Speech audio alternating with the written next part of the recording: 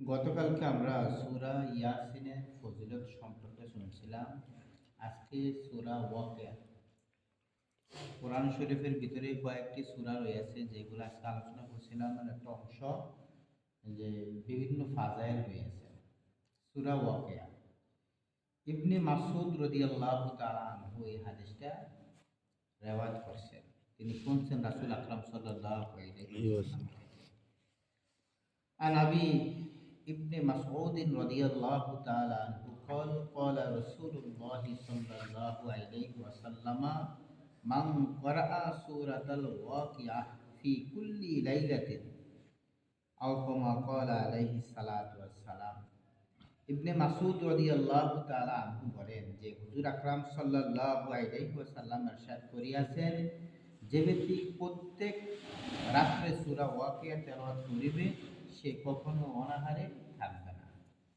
হযরতে ইবনে মাসউদ রাদিয়াল্লাহু তাআলা আনহু তাহার কন্যাদেরকে প্রত্যেক রাত্রে এই সূরা তেলাওয়াত করার হুকুম করিতেন। তাহলে হাদিসটা ইবনে মাসউদ রাদিয়াল্লাহু তাআলা আনহু তিনি বলছেন যে রাসূল আকরাম সাল্লাল্লাহু আলাইহি ওয়াসাল্লাম বলেছেন যে সূরাতুল ওয়াকিয়া, সেটা সালাতুল মাগরিবের নামাজের পরে সেটা তেলাওয়াত করা হয়। এই তেলাওয়াত করলে কি ফজিলত লাভ কি হবে? রাসূল আকরাম সাল্লাল্লাহু আলাইহি ওয়াসাল্লাম বলেন যে তেলাওয়াতকারী ব্যক্তি কখনো তার ঘরে অভাব অনটনে পড়বে না, কখনো তাদের ঘরে অভাব অনটন।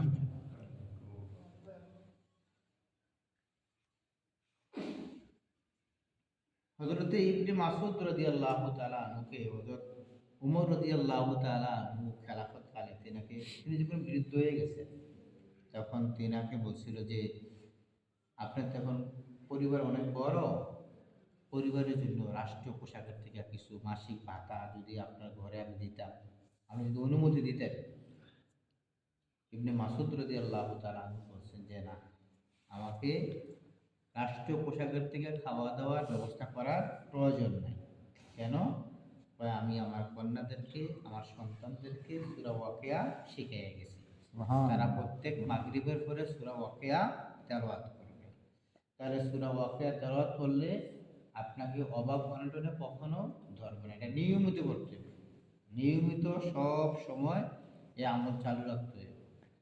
আয়াতুল কুরসির ব্যাপারেও রাসূল আকরাম সাল্লাল্লাহু আলাইহি ওয়াসাল্লামের হাদিসে আছে, আয়াতুল কুরসি যদি কোনো ব্যক্তি নিয়মিত তার ঘরে তেলাওয়াত করে প্রত্যেক এশারের পরে, প্রত্যেক ফজরের পরে, তাহলে তার ঘরে কখনো চুরি হইব না, তার কখনো ঘরে তার ডাকাতি হবে না। কেন?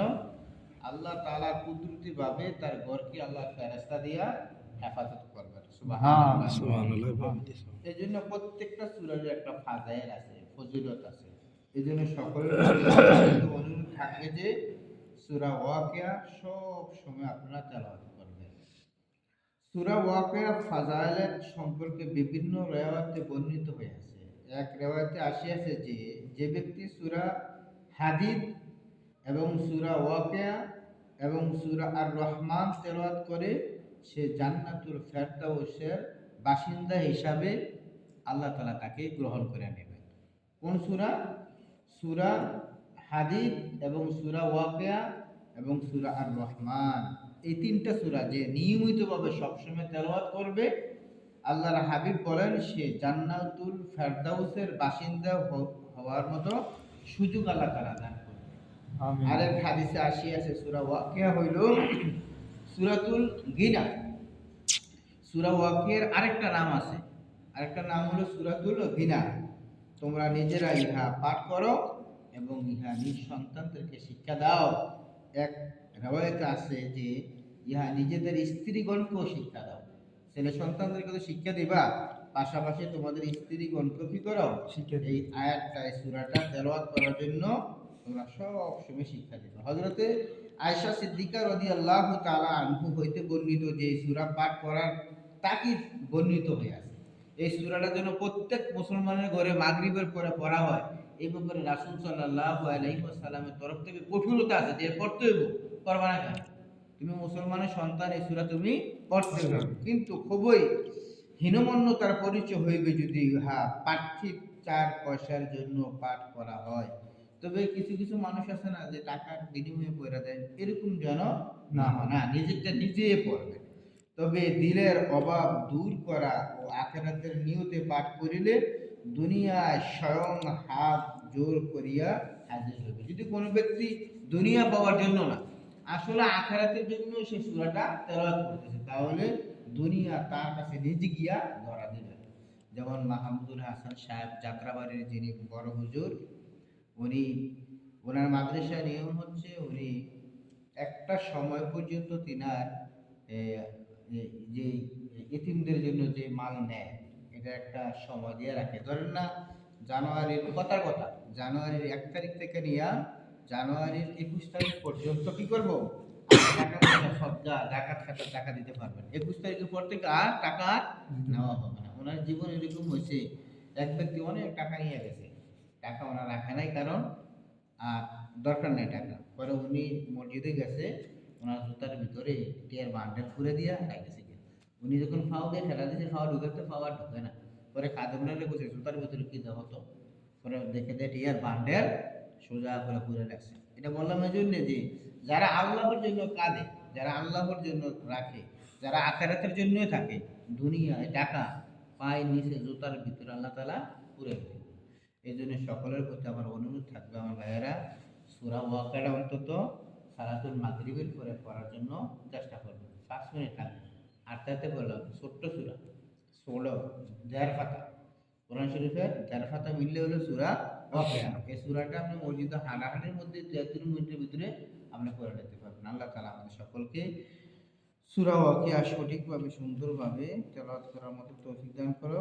সকলে বলেন আমিন। আল্লাহুম্মা সাল্লি আলা সাইয়্যিদিনা ওয়া নাবিয়িনা ওয়া শাফিঈনা ওয়া হাবিবিনা মাওলানা মুহাম্মদ সাল্লাল্লাহু আলাইহি ওয়া আলা আলিহি ওয়া সাহবিহি ওয়া বারিক ওয়াসাল্লাম। আলহামদুলিল্লাহ ওয়াসসালাতু ওয়াসসালামু আলা রাসূলিল কারীম ওয়া আলা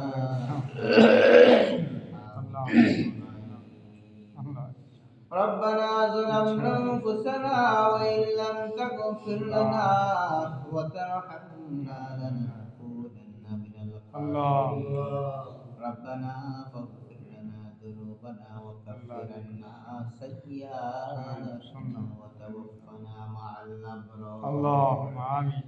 اللهم إنا نسألك الجنة ونعوذ بك من النار. حسبنا الله ونعم الوكيل، نعم المولى ونعم النصير. الله رب ارحمهما كما ربياني صغيرا وقل رب ارحمهما كما ربياني صغيرا. ربنا تقبل منا إنك أنت السميع العليم وإنك أنت التواب الرحيم والحمد لله رب العالمين.